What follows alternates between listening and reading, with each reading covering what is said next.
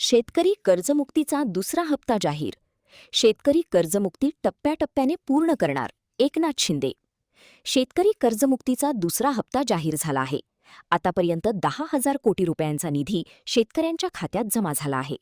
आम्ही केलेल्या घोषणा टप्प्याटप्प्याने पूर्ण करणार आहोत. आम्ही शेतकऱ्यांच्या पाठीशी आहोत. महाराष्ट्राच्या तिजोरीवर पहिला अधिकार बळीराजाचा आहे. लाडकी बहीण योजनेचे पैसे देखील नियोजित वेळेत त्यांच्या खात्यात जमा होणार आहेत. ही योजना बंद होणार नाही, अशी माहिती उपमुख्यमंत्री एकनाथ शिंदे यांनी दिली. पाहूया ते काय सांगतात. शेतकरी कर्जमाफीचा दुसरा हप्ता आज मुख्यमंत्री मोदी दिला. 6 लाख फायदा होईल, 5,000 कोटी रुपये. यापूर्वी देखील 6 लाखापेक्षा जास्त शेतकऱ्यांना त्याचा फायदा झाला आहे. आतापर्यंत 10,000 कोटी रुपये शेतकऱ्यांच्या खात्यामध्ये जमा झालेले आहेत. हे सरकार शेतकऱ्यांचं आहे, शेतकऱ्यांच्या पाठीशी उभं राहणार आहे. त्यामुळे आम्ही जी कर्ज माफीची घोषणा जी केली ती आम्ही टप्प्याटप्प्याने पूर्ण करतोय. आम्ही दिलेला शब्द पाळणारं महायुती सरकार आहे आणि म्हणून आम्ही नेहमीच सांगतो की महाराष्ट्राच्या तिजोरीवर पहिला अधिकार बळीराजाचा आहे आणि म्हणून बळीराजाच्या मागं उभं राहण्याचं काम आमचं सरकार करतं. लाडकी बहिणीचा देखील कधीपर्यंत हप्ता येईल? कारण की आता लाडकी मुख्यमंत्री माझी लाडकी बहीण योजना जी आहे त्याचा देखील ठरल्याप्रमाणे त्यांच्या खात्यामध्ये पैसे जमा होत आहेत. ते देखील वेळेवर नियोजित वेळेवर तेही जमा होतील. मुख्यमंत्री माझी लाडकी बहीण योजना जी सुरू झाली आहे ती कुणी काही किती प्रयत्न केला तरी सुद्धा ती मुख्यमंत्री माझी लाडकी बहीण योजना कधी बंद होणार नाही याची देखील आपल्याला मी खात्री देतो. राज्यात सुट्ट्या तेलावरती बंदी घातली, त्यामुळे राहुल गांधी संवाद करणारा काल तरुणांना आकर्षण करण्याचा हा प्रयत्न आहे का राहुल गांधी? तरुणाईच्या हाताला काम दिलं पाहिजे. तरुणाईचं शिक्षण, रोजगार त्यांना सुविधा उपलब्ध करून दिल्या पाहिजे आणि म्हणून महायुती सरकार जे आहे ते गेल्या महायुती सरकारच्या काळामध्ये स्टार्टअपपासून स्किल डेव्हलपमेंटपासून रोजगारापासून या ठिकाणी उद्योजकांना देखील तरुणाईच्या हाताला काम मिळालं पाहिजे यासाठी काम करते.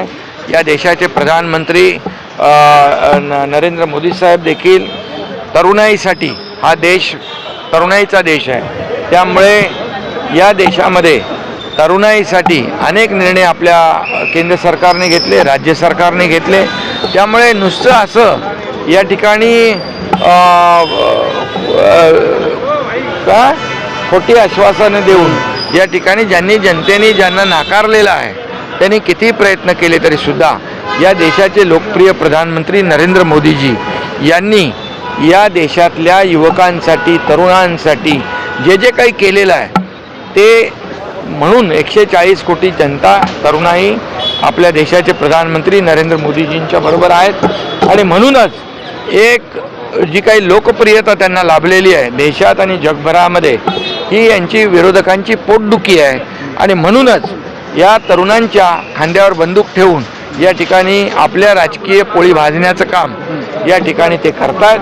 आणि म्हणून मी आपल्याला एवढंच सांगतो, किती काही राजकारण केलं तरीसुद्धा तरुणाई देखील देशाचे प्रधानमंत्री नरेंद्र मोदीजी यांना ओळखते. या देशातली 140 कोटी जनता देखील मोदी साहेबांना ओळखते आणि रोटी, कपडा, मकान आणि रोजगार देणारं हे NDA सरकार आहे, मोदीजींचं सरकार आहे आणि म्हणून आमचं महायुतीचं सरकार देखील लाखो लोकांना नोकऱ्या देण्यासाठी ज्या ज्या योजना या ठिकाणी केलेल्या आहेत त्या लोकांसमोर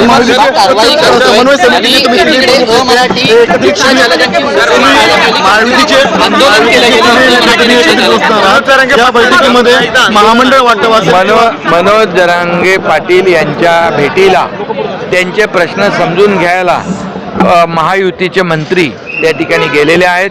चर्चा सुरू आहे आणि त्या चर्चेतून मार्ग निघेल अशा प्रकारचा विश्वास या ठिकाणी.